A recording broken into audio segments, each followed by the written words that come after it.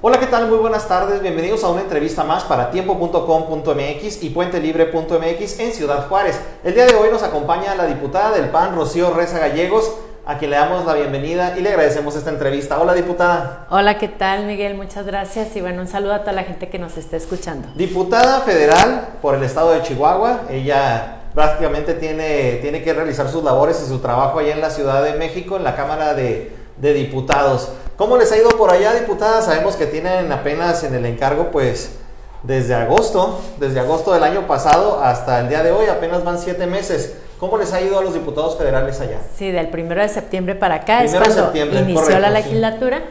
Y bueno, pues obviamente es muy intensa la dinámica de todo lo que acontece en el país.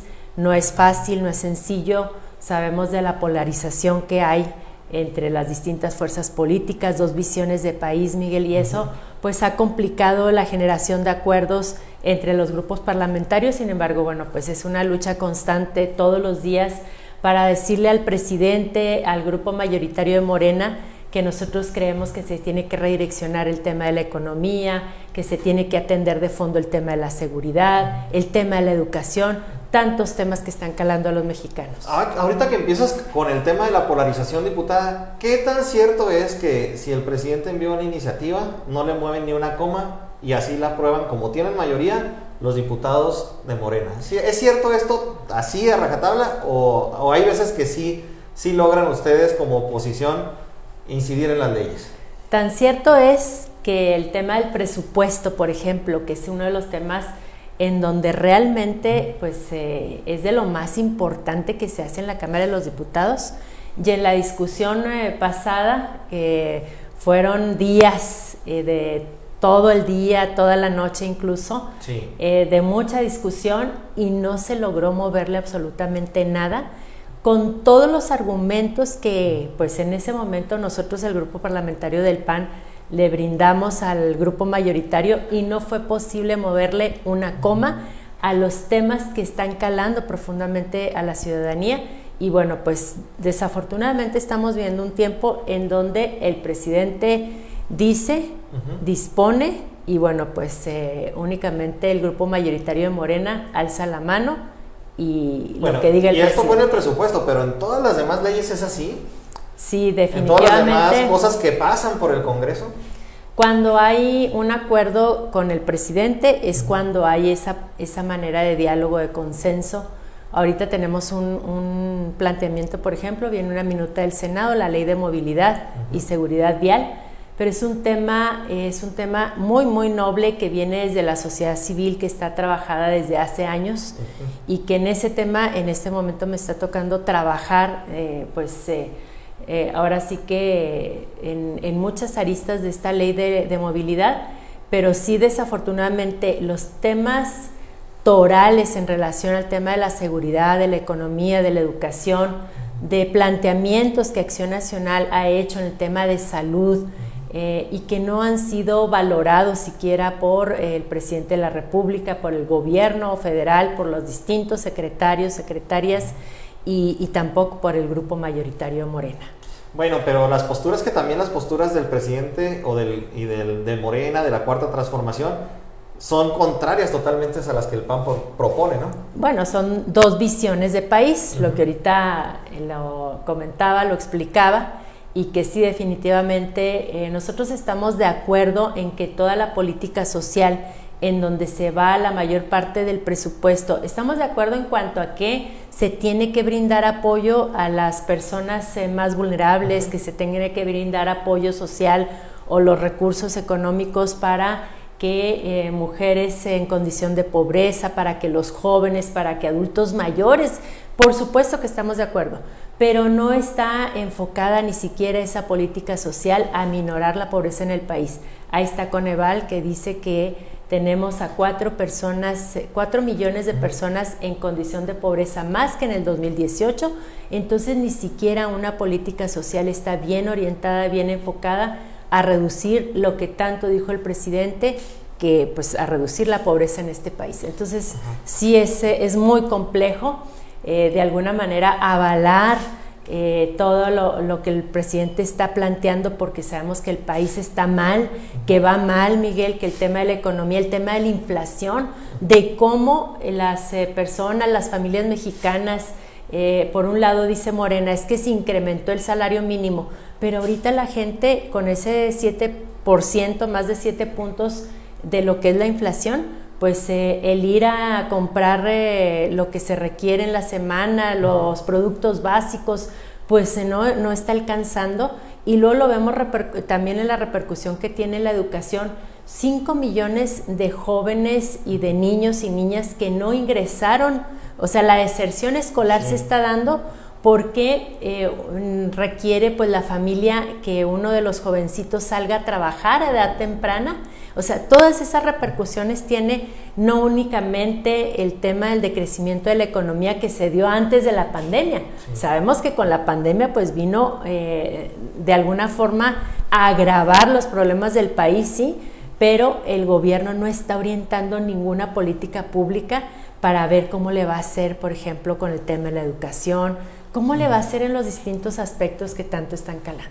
Me llama mucho la atención que comentaste el tema de la deserción en la educación, y ahorita hay una polémica enorme por la desaparición de las escuelas de tiempo completo. Pero no se debe la deserción escolar, ¿no se debe a la pandemia también? Pues es lo que estoy comentando, o sea, de alguna forma sí... No una situación económica, la deserción en la educación. Sí. ¿No es un resultado más de la pandemia que de la situación económica? Pues es que va de la mano, o sea, la deserción escolar obviamente sí se da también por muchas familias que no tuvieron la posibilidad de que los hijos continuaran a través que no tienen pues la tecnología para que puedan estar en las escuelas en estas clases virtuales. O simplemente ya vieron que pues las clases son a distancia, son por televisión, ya son de otra manera, ya no necesariamente presencial. Entonces están optando por dejar, no inscribir este año a sus hijos a la escuela. Total, ya no han estado yendo a clases en los últimos meses. Pero sí están estudios que nos están diciendo. Hay un análisis donde dice cuántos jóvenes o cuántos niños, niñas dejaron de ir a la escuela por ese motivo y cuántos lo dejaron porque no había la condición económica. Así es. Entonces, ¿qué está haciendo la Secretaría de Educación Pública? ¿Qué estrategias se está emprendiendo? Hace 2 semanas presenté un punto de acuerdo para exigirle a la Secretaría de Educación Pública pues que nos diga qué va a hacer para nivelar toda la parte de la educación, de que nuestros niños, niñas, los jóvenes, cómo le vamos a hacer para la regularización de todos derivado de la pandemia. Sí, los atrasos que hay en español, en matemáticas, en todas las materias. Imagínate nada más, o sea, eso, la repercusión que va a tener para las futuras generaciones, y lejos de estar enfocándose hacia, pues, emprender estrategias para ello, cierran las escuelas de tiempo completo. Cuando debieron de haber abierto más, Miguel, para la regularización precisamente, escuelas de tiempo completo, y las cierran. ¿Y cuál es la postura que van a hacer los diputados del PAN que van a llevar al Pleno de la Cámara de Diputados ante esta decisión de cerrar las escuelas de tiempo completo? Pues aquí lo que nosotros estamos como grupo parlamentario es la exigencia a la Secretaría de Educación Pública para que vaya la secretaria a una comparecencia. Ese es un tema para que nos diga, o sea, cuál es la estrategia que va a emprender. Pero también, pues, haciendo alianza con la sociedad civil, con los padres de familia, vamos a tener que generar presión hacia el gobierno, lo vamos a tener que hacer, hacia el gobierno federal, porque también lo que está ocurriendo es que les dejan a los estados y a los municipios que le hagan como puedan. Y eso es algo también muy grave que está ocurriendo, puesto que pues el estado no tiene por qué estar de alguna forma con menos recursos de los que se tenían, porque ni siquiera hay obra de infraestructura de parte del gobierno federal que se está inyectando a los estados y a los municipios. Entonces, los municipios, los estados están viendo cómo le hacen para el regreso a clases, por ejemplo, del 50% de las escuelas que están vandalizadas en el país. Esto también es un dato muy importante, que son arriba de 100,000 planteles. ¿Quién lo informó este dato concreto de que Mexicanos Primero, y hay varias asociaciones que están ahí, organizaciones que están trabajando en todo esto, porque también es muy lamentable que el gobierno federal, bueno, pues no está haciendo absolutamente nada para que haya un regreso a clases seguro, para que escuelas de tiempo completo, aperturar más, no, las están cerrando, nos están diciendo ya no va a haber. Entonces todo eso va a agravar aún más después de todo lo derivado de la pandemia, después de la situación de la economía, sí, la pandemia y todas las malas decisiones del gobierno. Pues la verdad es que no sé qué pretende el presidente de la República. Comentabas, diputada, ahorita que estabas trabajando, o te iba a tocar trabajar en un tema del plan de la ley de movilidad, y es que perteneces a la Comisión de Movilidad, eres la secretaria.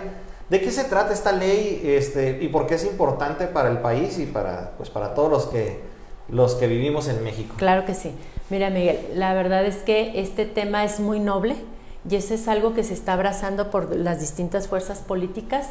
Ya debía haber una regulación al respecto a nivel federal, porque son varios temas así de interés.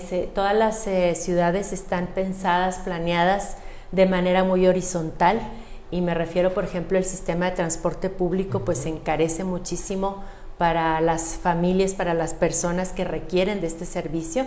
Entonces viene a regular toda esta parte, viene también la regulación. Te voy a dar así una cuestión muy concreta.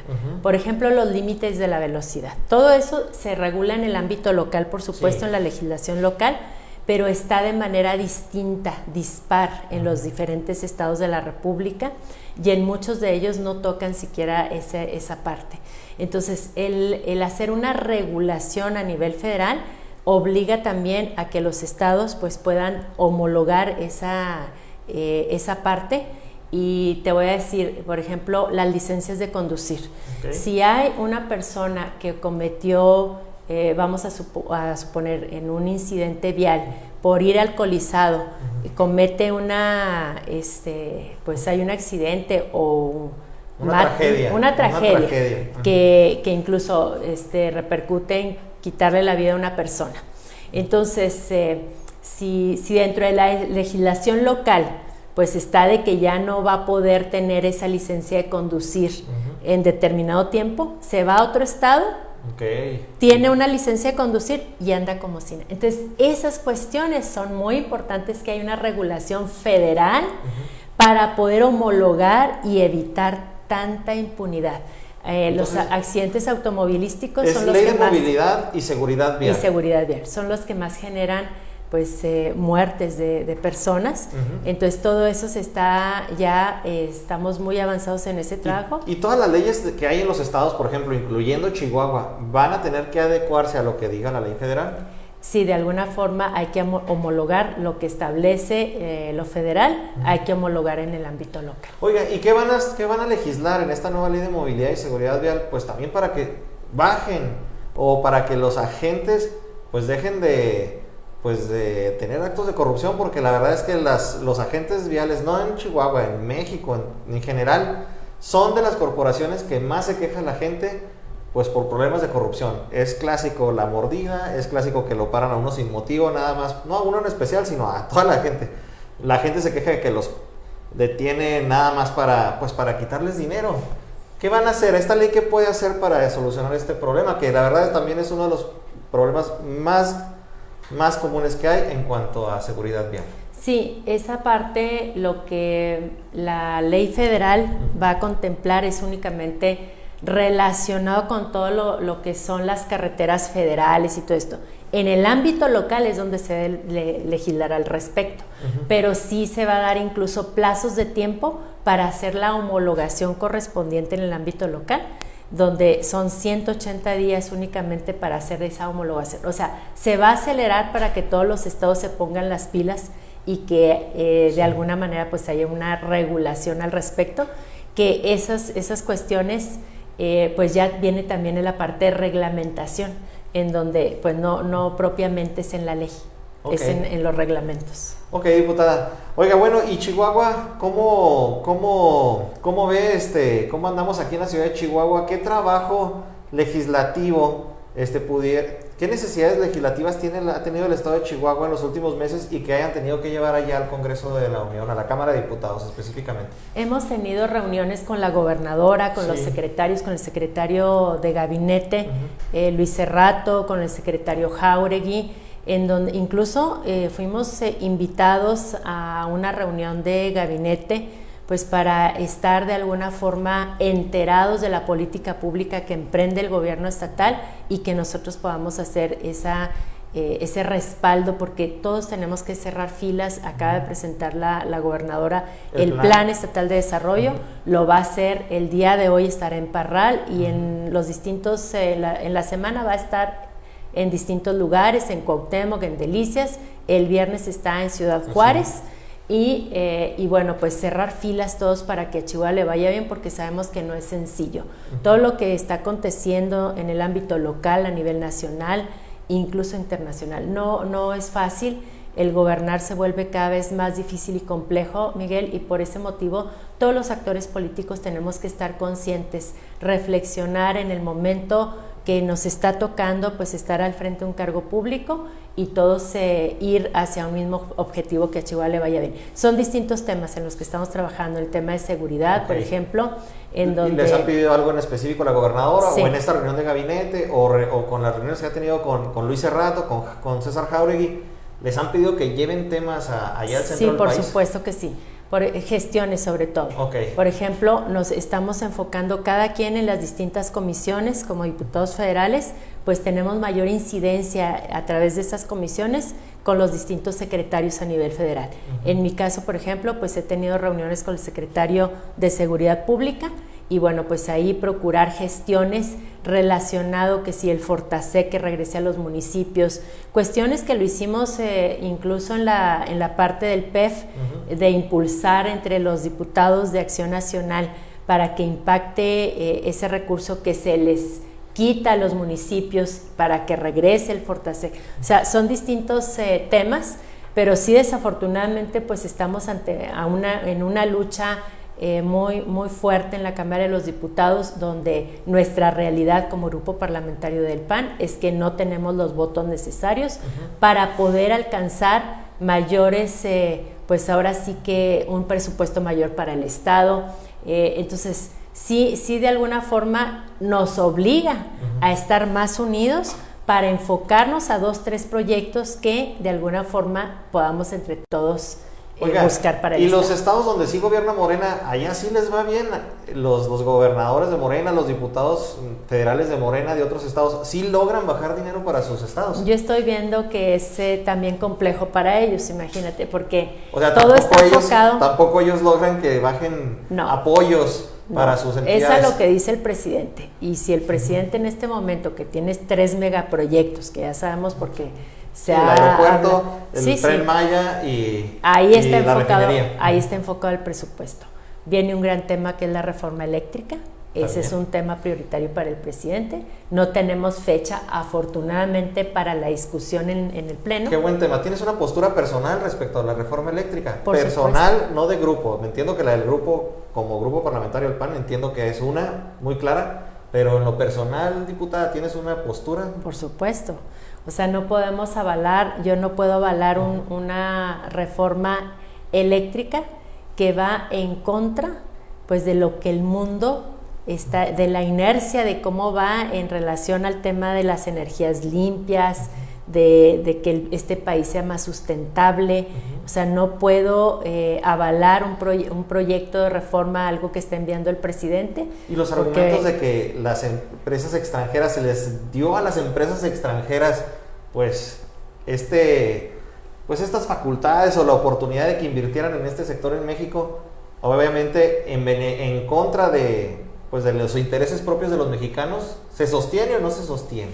La verdad es que eso es totalmente ilógico. Mira, lo que se pretende a través de esta reforma es brindarle a la Comisión Federal de Electricidad el control absoluto, y eso es algo que no es benéfico para los usuarios, donde la CFE, que hace una energía cada vez más cara y que impacta pues en el recibo, ahí lo vemos cada bimestre, ¿verdad? Y entonces el pretender darle el control absoluto, la rectoría es importante, pues así la tiene desde la reforma del 2013, que incluso a mí me tocó apoyar esa reforma eléctrica, energética. La energética, sí. Así es. Entonces, el aperturar a que haya más posibilidad de que empresas extranjeras que inviertan en el país y que los usuarios tengan la posibilidad de elegir. Creo que eso es muy bueno siempre para el consumidor. Entonces, y obliga a que la CFE se ponga las pilas y que pueda competir, que de alguna manera no estamos pretendiendo que compitan a la par, sino fortalecer sí a la CFE, que lleve la parte rectora, pero no el control absoluto de lo que es el mercado de la energía. ¿Y el litio? Esa parte yo creo que pudiéramos revisarla, porque sí es algo que lo hemos estado, son cuestiones muy técnicas, pero por supuesto que estamos abiertos a revisar algunas especificidades, pero de eso, a darle el control absoluto a la CFE, para que sabemos que ni ha sido eficiente, que ni genera energía pues barata para el consumidor. Entonces eso no lo podemos hacer, porque además también impacta de manera muy negativa para lo que viene siendo la economía en el país. Diputada, pues hay muchos temas que podríamos hablar de, o seguir preguntando más, cosas de salud, de economía. Pues la verdad es que en el Congreso se discuten todos los temas importantes que hay en el país. Pero bueno, ya es momento de ir cerrando la entrevista, y yo quisiera preguntarte un último tema. Está pasando el PAN en Chihuahua pues un momento complicado, pues por todos los temas que han salido, pues del caso del homicidio del señor René Villarreal, que estaba en la Junta Municipal de Agua y Saneamiento, y bueno, todo un caso de corrupción que señala y que toca las fibras del Partido Acción Nacional. Diputada, tú que has sido presidenta del PAN, lo has dirigido, durante años dirigiste este partido, ¿cómo ves esto y qué implicaciones va a tener políticamente? Yo creo que la gobernadora Maru Campos fue muy clara en el momento que lo dijo, ¿verdad? En donde se tiene que castigar a quien se tenga que castigar. El estar al frente de un cargo público es una responsabilidad muy grande, Miguel. La verdad es que yo te diría, en ese y en todos los casos donde haya actos de corrupción en este país, aquí en Chihuahua, la gente votó. En este particular caso, en nuestro estado de Chihuahua, la gente nos brindó la confianza para estar al frente y bueno, pues no podemos perder esa confianza. La verdad es que pues hasta donde tope, todos los actos de corrupción que la verdad es que no únicamente para gente de Acción Nacional, de todos los partidos políticos, así debe ser a nivel nacional. La gente está harta de la impunidad y bueno, pues yo estoy del lado de que tengamos que ser totalmente transparentes y rendirle cuentas a los chihuahuenses. Bueno, pues diputada, ¿algo más que desees agregar? No, pues únicamente agradecer este espacio, Miguel. Muchas gracias. No, pues le agradecemos a la diputada Rocío Reza que nos haya dado esta entrevista, y desde luego a usted que nos vea, que nos escuche y que consulte en nuestros sitios de noticias tiempo.com.mx y puentelibre.mx para más información. Me despido y nos vemos en las siguientes emisiones. Hasta luego.